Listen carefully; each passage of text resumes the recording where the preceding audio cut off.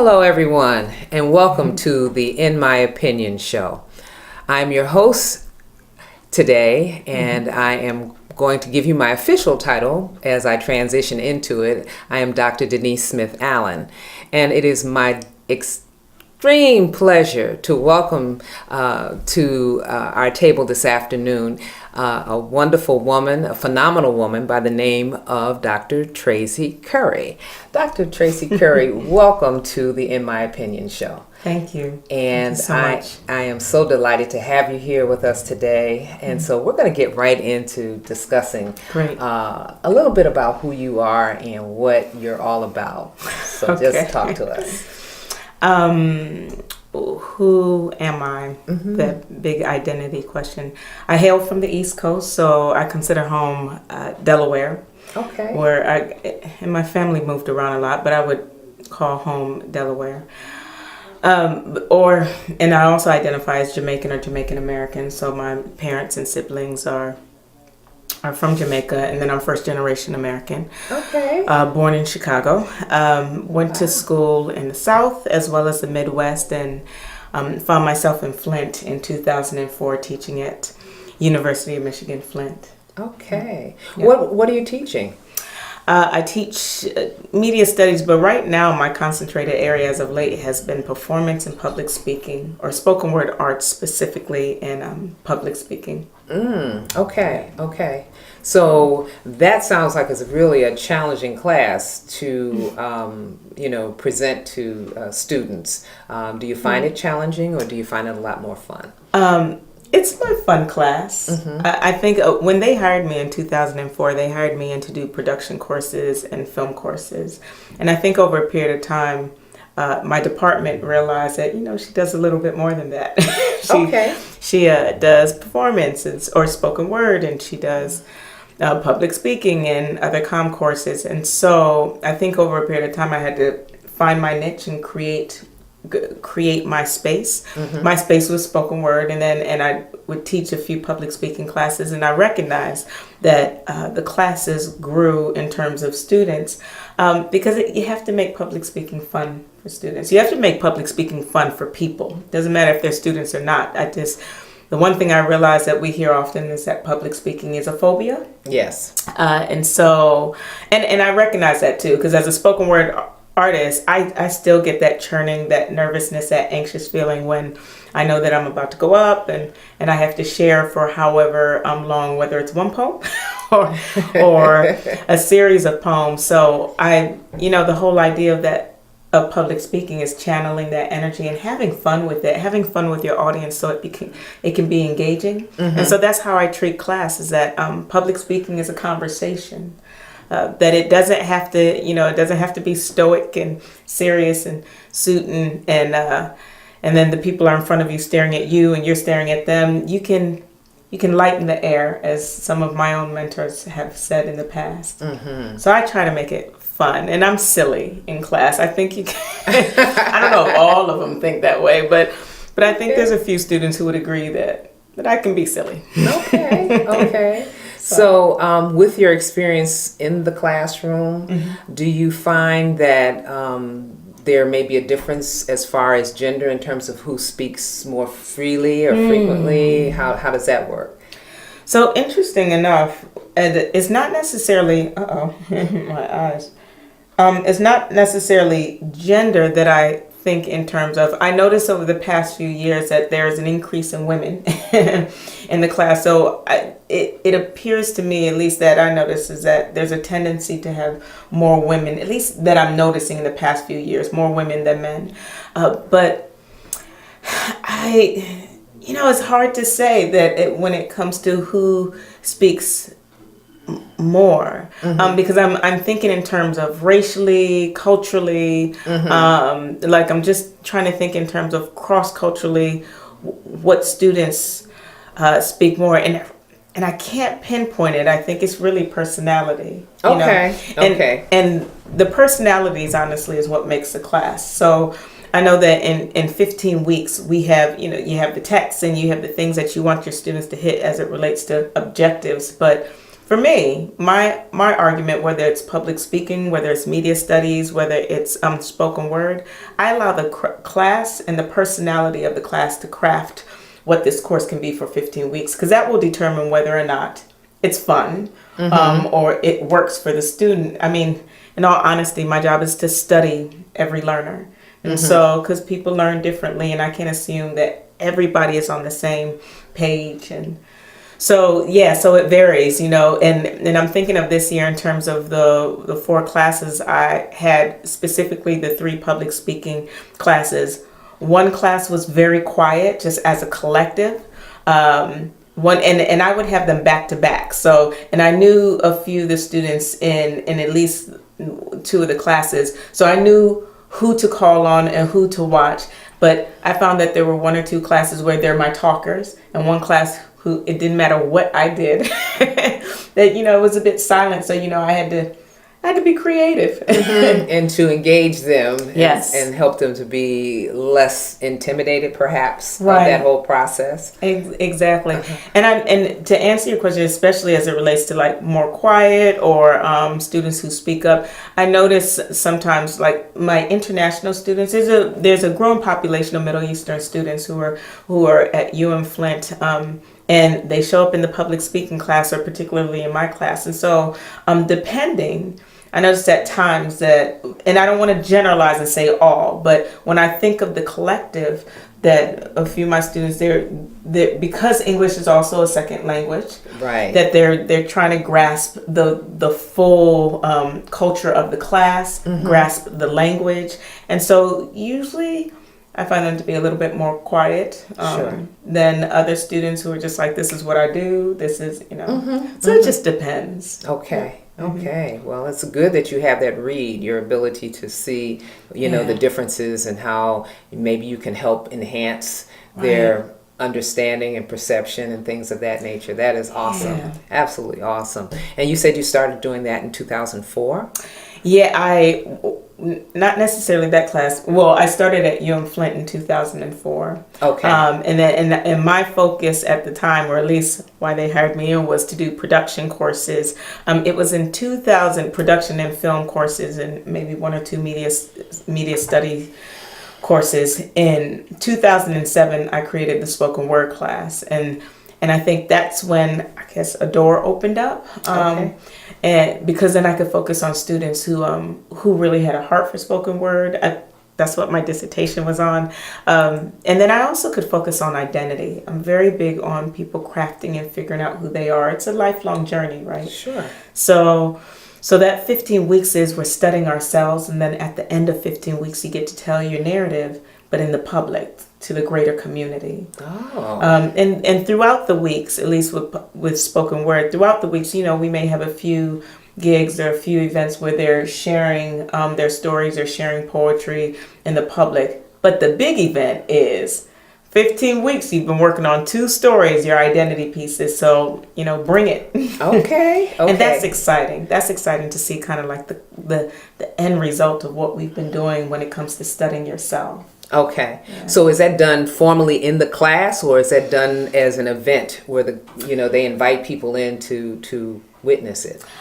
We take the performance outside of the class. Oh, okay. So since 2007, and I've partnered with some wonderful people in the community like Regina Laurie and just, there's just numerous people who've been really supportive in that process. The first year, I can't recall I think it was the Reading, but the first year we were in an open public space, and when we realized out of maybe about 12, 13 students who were in the first class, that I would say about 60 to 70 people came out to watch them. Wow. I was like, we have something here. Yes. And actually after that, that's when for the next few years after the 2007, we had a monthly spoken word series, and that was amazing. And I think that's what having that dialogue and trying to merge the Flint community with the Flint community, using spoken word as a tool for me.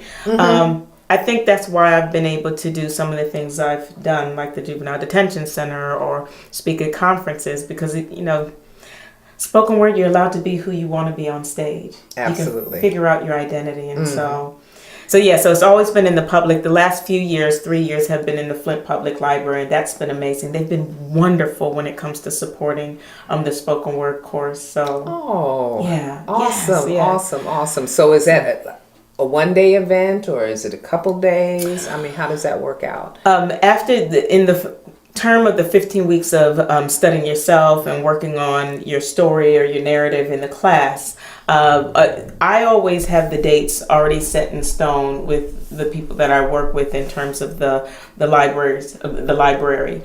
So that date, on the first day of class, we already know the date of the performance.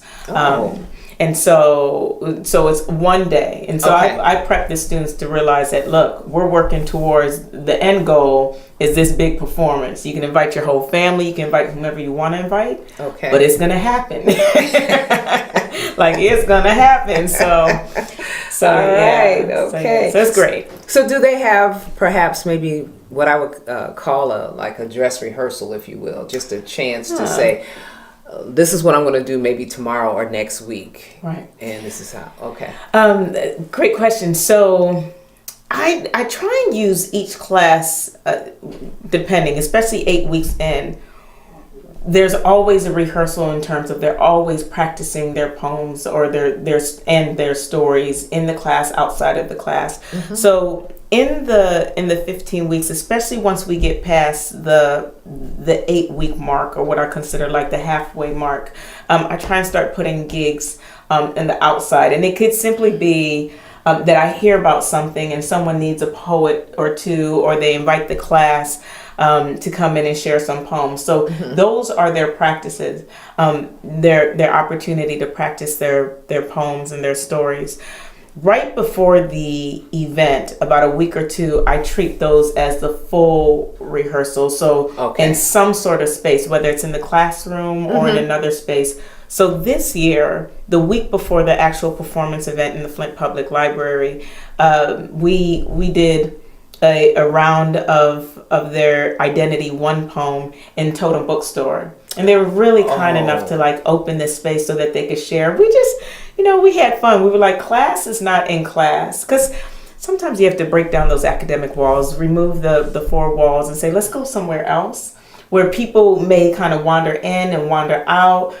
They may distract you. They may not distract you. Your job is to figure out how you want to be on stage in front of people who know you and don't know you, right? And your frontline people, your support, are the people who've been studying with you for the 15 weeks. So, so it's, I love that course. I see. You have such a passion for it. I do. And, and as you were mentioning the totem, to give them a little plug, that's a neat place. I like that. It's so, I love it's that. so eclectic, It is. Used books and new books. I mean, I really, when they opened up, a few of us, we fell in love. We walked into that space and was like, it feels good. Doesn't it? Oh, yeah, it's a getaway. I was just there yesterday playing chess with a friend. Right? Okay.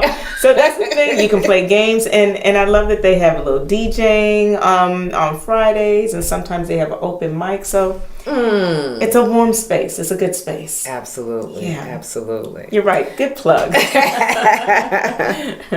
Okay, so can we talk about the art project that you're working with the detention center?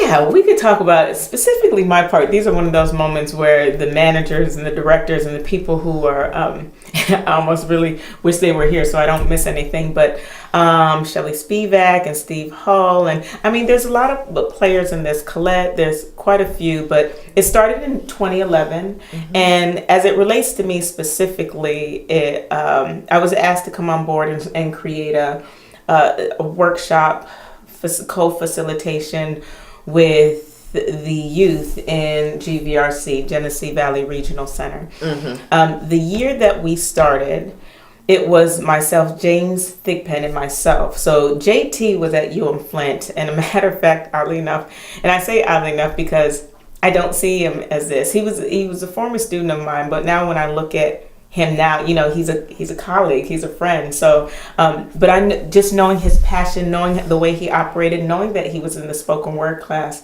at the time, I said, JT, you want to do this with me? You want to facilitate and do workshop in GVRC, and he jumped on it. And so in that year, we worked with the young men in GVRC, and then there was a section of it where it was young men and women.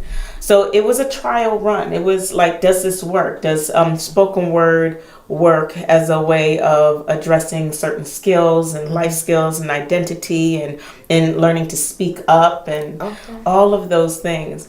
When that year was done, and we recognized some things. One of them was when we were working with the young women and men together in that classroom setting or whatever that setting was. We needed to make it a gender-based program, and just kind of separate and focus, particularly for me, focus on the women. Okay. Because just in terms of just understanding self and the dynamics of sometimes trying to attract the attention or just navigate all the people who are in the class along with energy, we just realized, or at least for me particularly, and Shelley when we talked about it, that let's focus on the women and talk about identity and what it means to be a young woman and what it means to grow in this body that constantly changes. And let's use spoken word and narrative as a thing to address that. So at that time, I think JT continued on with the young men, and then I co-facilitated with a few different people. And a few different people who have moved on, Maria, Jade, and Ella, who's still there. So that's kind of the process. I feel like I said a lot and I'm talking a lot, but no, you're actually you're sharing some very good information. And you know, and for those who are not familiar with this whole process that you've been involved with since 2011. Yep, 2000. Yeah, I know. So I mean, wow. And so I think one of the things that has to happen is the word has to get out. You know, people need to know that there is something going on that's very positive and affecting a lot of our youth. So I think that this is a forum for that to occur. Yes. And so I'm just so delighted, you know, that you're sharing. And I think that there's, you know, stuff that's coming up now. And so you want to talk about that. Tell us what's going on now. Well, okay, so there's a well, when you say talk about what's going on now in terms of the arts in terms of the arts and what I'm doing specifically. Yes. Okay. Well, so there's a lot, and in a way there's not a lot, right? And I say that in the sense of when my semester ends, the world, you know, I stopped correcting papers. Yes. in the world, and it's a little bit more than that, obviously, but the world kind of opens up for me to kind of focus on myself. So what's happening is I usually at the end of every semester is that I focus on writing projects, and I try and go to some sort of writing residency or conference or something to that nature, so that I could hone in on me on one end, and then I could be with other writers who are just they're crafting and this is what they want to do, and I try and do something that allows me to leave the Midwest area or allows me to leave Michigan, so I could just see what other people across the board are doing. So that's exciting. Yeah, it is. It really is. And instead of this year.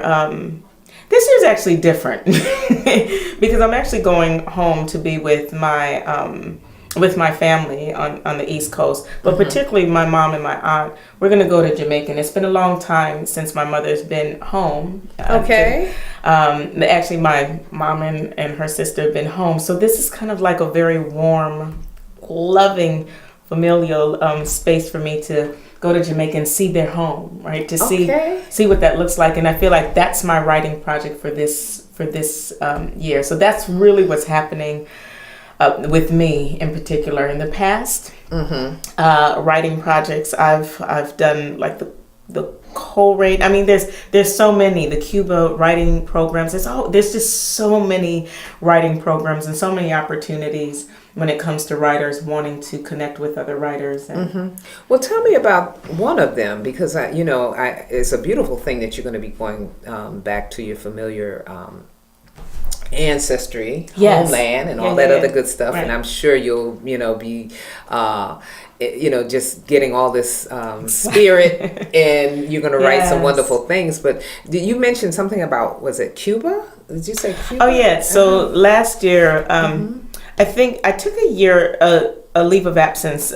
So this is what I'm going to say about Cuba, but I'm going to backtrack. I took a leave of absence to focus in because I felt like I was losing myself a little bit in the teaching experience. When I returned back from that leave of absence, and I was far, I was out of the country. But when I returned, I dedicated myself and said the way that I'm going to return to writing and art is you have to be in writing programs. So that first year when school was done, I went to the NYU program and I was amazed because that was the year that I embraced the identity as a writer. Okay. You say you're a writer here and there, but if you're not fully published in a certain way, it becomes questionable at times. But I went there and I walked away and was like, I'm a writer. Like, I'm among other writers, and it felt so good, and it is different from calling myself a spoken word artist for me. The next year was Ohio. I can't remember right now off the top. It'll come the Kenyon Review. And I left there saying I'm an artist. I'm a visual artist writer. The next year, which was last year, was Cuba. And that was a Cuba writing program, and it was their first year going. And I'm not too sure. I left there just realizing that I've got to continue traveling for the rest of my life. So, I left that and I applied, and I just thought, I want to do something that's a little bit different. So that program was writing on one end, and being with different writers, but it was also learning a culture, and it was right off of, to be honest, President Obama, like now the United States and Cuba are the lines are open, so it was a good time. It was a good time to go to Cuba. And I think I left there realizing a few things. One, it is time, if I'm going to be serious about learning a second or third language, stop playing. Okay. Right. Okay. So you're gonna get that Spanish together. So I'm gonna get that Spanish together. I'm gonna, I feel like I've been studying languages for a while, and I'm playing with the notion. So my greetings are impeccable. Oh, right. Right. That's it. Okay. Like I can say, certain things as what a lot of people say, right? Like adios and stuff. Yeah. But I thought if you're serious about studying a language, so you can connect with people across the board, then do it. And Cuba gave me that. The group gave me that. So, yeah. Right. And it also encouraged me to study my own space and language and history. So knowing that Cuba's right next to Jamaica, I was like, Traci, it's time for you to go back. Go back to your home and understand what it means to be in this family. And so I'm asking the questions. I'm asking my parents the questions, and my aunt and my sister and my brother, and then we're going to Jamaica. So that is just wonderful. I'm excited. I'm excited for you. Can't wait to read what you're writing. Right. So that means now I have to write. I know. So yeah. So I was going to ask you about your passion, and it sounds like certainly the writing is the ultimate. Although that the spoken word also seems to be kind of a carry on from that. So, right. So you want to talk about that? Passion. So the funny thing, these are the questions that when I get in I have a tribe of people, whether it's my goddess squad, my group of friends, family, and we're always talking about what moves us, what is our passion. So writing spoken word, yes, for the purpose of understanding identity. But I think my passion has to do with compassion. It has to do with getting to know people. It has to do with the idea of figuring out what's most authentic to a person, looking people in the eye, listening to people. I don't know if at times, especially now, 21st century, 2017, the political landscape, I don't always know if we're really listening to each other. So when you say, what is your passion? I think it is honing in and being right there with the person, putting aside technology and cell phones and just just listening. Okay. Yeah, listening to people's stories, and I feel like if I'm there to listen to someone's narrative, and they've shared their heart with me, that's probably more moving, because as I'm learning from one of my good friends that I consider a big brother, Todd Womack, we're relational beings, and so relationship is one of the most important things to me. Absolutely, absolutely. Yes, that's my passion. As I had to talk through that, I was like, "Yep, that's it. That's it. That's Right. it." And we know Todd Womack is a social worker. Oh so. yes, So, awesome. He and his wife are awesome, great people. Yeah, Yes, absolutely. So so in the back you'll also have that to look Yes. at. That's it. Yeah. Okay, so before we sign off, I was just wondering if you would like to grace us with one of your spoken word pieces. Okay, so I'm trying to think. I'll do an excerpt. What I call my signature piece is the "I Dream a World" poem, and it simply starts. I dream a world where the world eyes me for my skills, not my lack. Lack is in LACK, lack, or lack is in LACCCCC, lack, or lack as in late again, cause capabilities can't conquer chemicals as an imbalance. That's for those of my people who are dealing with an addiction. Now, this is a long poem, so I almost feel like I need to kind of stop. Maybe I'll add one more verse.